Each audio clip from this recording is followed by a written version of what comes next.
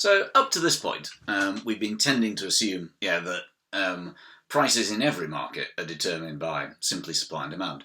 But sometimes governments will intervene. They'll attempt to stop prices, from reaching equilibrium. And one of the first examples of that is the national minimum wage. So most countries have, a lowest level that they want wages to be at. So the UK, it's known as the national minimum wage. In different countries, it's called different things. And in the UK, there's not one minimum wage. There's 3 or 4 depending on how old you are. So if you're over 25, then your minimum wage is about I was looking at £8.72 per hour. If you're 21 to 24, then it's £8.20. If you're 18 to 20, then it's a bit lower again. It's £6.45. So if you're younger than that, then it's lower again. But so firstly, well, two questions, which is one, why have one at all, and two, why is it that they're at different rates? There are different rates. You might think, poor 18-year-olds, they're paid so little, but actually, part of the reason for this, is one of the reasons for this is it's designed to help younger workers. So the idea here isn't that it's going to penalise these people; it's going to help them. Because if you're 18, you're straight out of school, then you haven't got much experience, and therefore, for a business, you're not actually a very attractive proposition. Somebody who's 25 has already been in a job for some years. They're just going to add much more value than an 18-year-old. They already know how things work. They don't need to be trained and so on. So if two workers, if an 18-year-old with no experience and a 25-year-old with lots of experience both went for the same job, the 25-year-old would always get it. So the idea here is to tempt firms, it's to attract firms into employing younger workers and then giving them some of those skills and training that that they would otherwise need. And secondly, you might argue that it provides an incentive to stay in education. I'm not sure how strong a point that one is. But it's a point that's sometimes made. Which is that there's not much point in leaving school 18 to 20 and doing a job that's only going to pay £6.45. But I'm not sure how strong a point that is. But nevertheless, there is this hierarchy of minimum wages, and the 25-year-old wage, it has a name. That one is called the national living wage. But anyway, so that's the framework in the UK. But why have we bothered at all? That's the question you might want to ask yourself. Why have we decided that having a minimum wage is a good idea? And the big one, obviously, is to try to decrease poverty. So before the national minimum wage was introduced, there were some jobs that were being paid £2-3 an hour. So by guaranteeing a minimum level of income per hour, that's helping to increase people's absolute levels of living standards. Secondly, it's been argued that it'll help to decrease inequality. So it decreases the gap between the richest and the poorest in society. And some people view that as it's generally agreed that excessive inequality is a bad thing. And thirdly, it provides an incentive to work. So if you think that you're only going to be able to earn £2 or £3 an hour, then you might as well stay on benefits. So what that's going to do is, one, it might help to decrease government spending on benefits because more people are out working, and secondly, on unemployment benefits, and secondly, because more people are out working, then available to work is going to shift out your production possibility frontier. It's going to increase, the potential growth of the economy. So that's why we've tended to introduce minimum wages across the world. So what are the effects? I mean, critics of the national minimum wage, would argue that it's likely to create unemployment, and you can see that through a labour market diagram. Suppose that's the wage and that's the quantity of labour. Here's the supply of labour and here's the demand for labour, and that's the equilibrium wage, and that's the equilibrium quantity of workers. What critics of the minimum wage will say is, well, look, if you bring in a national minimum wage up here at W min, then that's going to have a number of effects.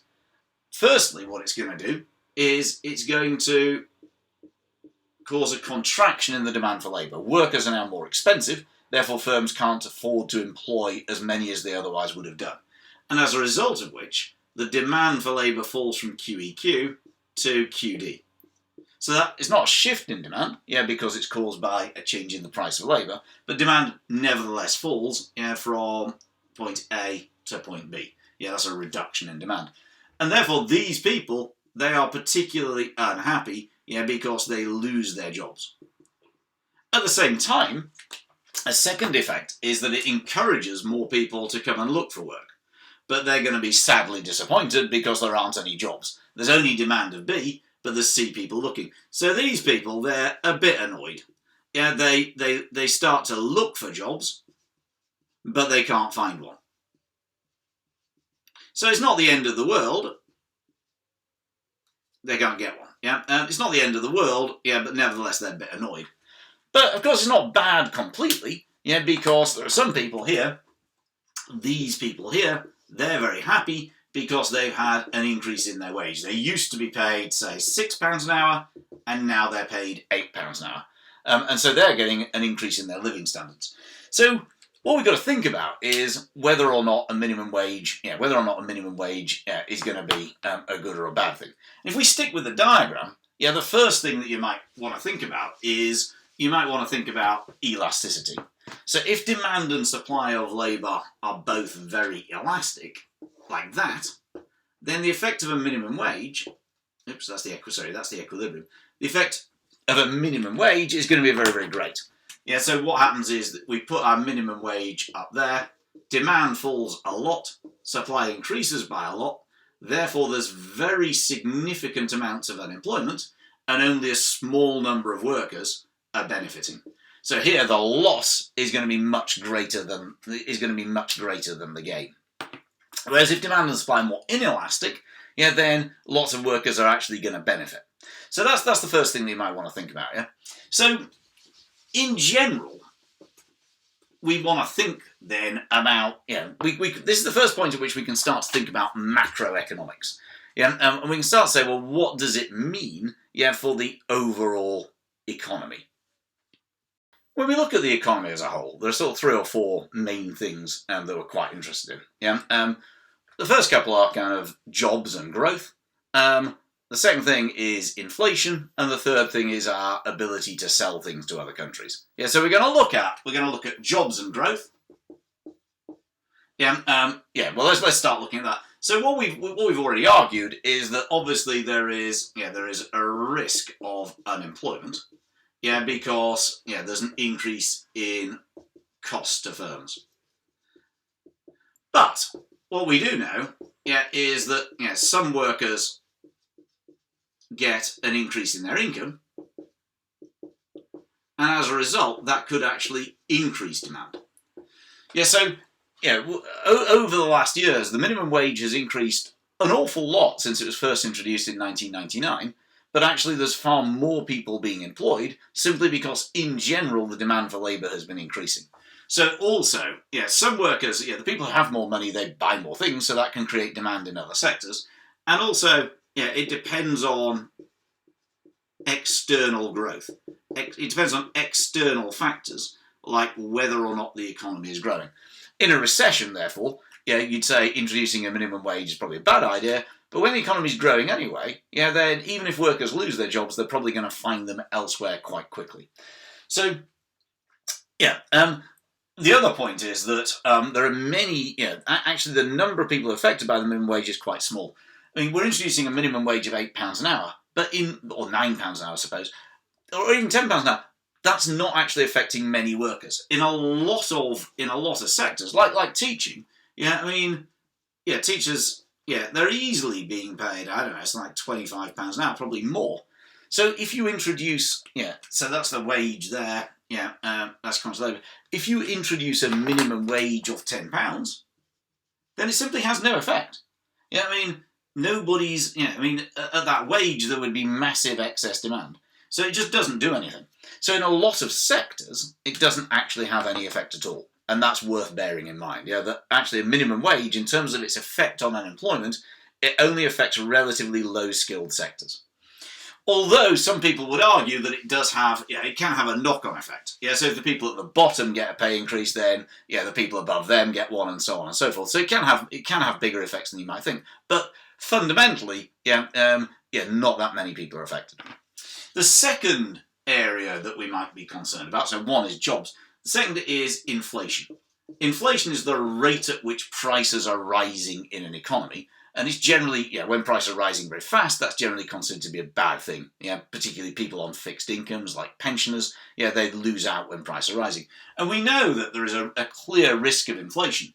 Firstly, because there's an increase in costs for firms, and therefore that might mean that they need to put their prices up. And secondly, we might argue that if lots of people have more money, in some sectors there's going to be an increase in demand, possibly. And again, that can force firms to increase prices. So one of the risks is, of the minimum wage is it can be quite inflationary. But it's not necessarily the case. I mean, it can be the case, of course, is that the minimum wage, what it might do, is it might force firms to increase productivity. So they might need to become more efficient. And as a result of which, instead of increasing their prices, they might simply make you work harder. And as a result of which, actually, although they're paying you more money, their overall costs don't go up. If I pay you £10 to make 10 things, you now ask for £12, and I say, sure, I'll pay you £12 as long as you make 12 things, then actually my costs haven't gone up. And arguably, therefore, that could be good. It could increase potential growth. So this, in other words, by forcing firms to become more efficient, maybe they're going to have to make better use of the workers that they've got. And another way in which we might care about the minimum wage is we might argue about the effects on our international competitiveness.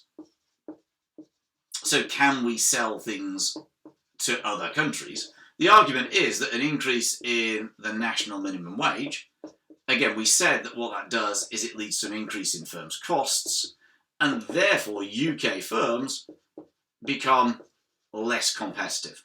And that's especially true if our minimum wage is much higher than the minimum wage in other countries. So as a result of which, what's going to happen is that's going to lead to a decrease in our exports. And it might mean that we now are more likely to buy things from low-cost producers abroad. So it leads to an increase in the number and value of imports that we buy. So that could easily happen. On the other hand, you've got to bear in mind that not everything depends on price. So we might also say actually it depends more on quality than simply the price. And what the UK exports, we don't tend to export things for which minimum wage workers are really involved. We export a lot of financial services, high-tech equipment, IT stuff, consulting and so on. So maybe, again, because the minimum wage tends to affect low-skilled jobs, maybe it doesn't necessarily have as big effect as you might imagine. So the effects of the minimum wage, they're quite mixed. But I think it's worth bearing in mind that probably it tends only to affect a small number of sectors, that it can increase incomes overall, that, and as a result can actually increase demand in the economy, that much will depend on the state of the economy, and that there are a lot of different factors that are going to come into this debate. I've lost me mouse.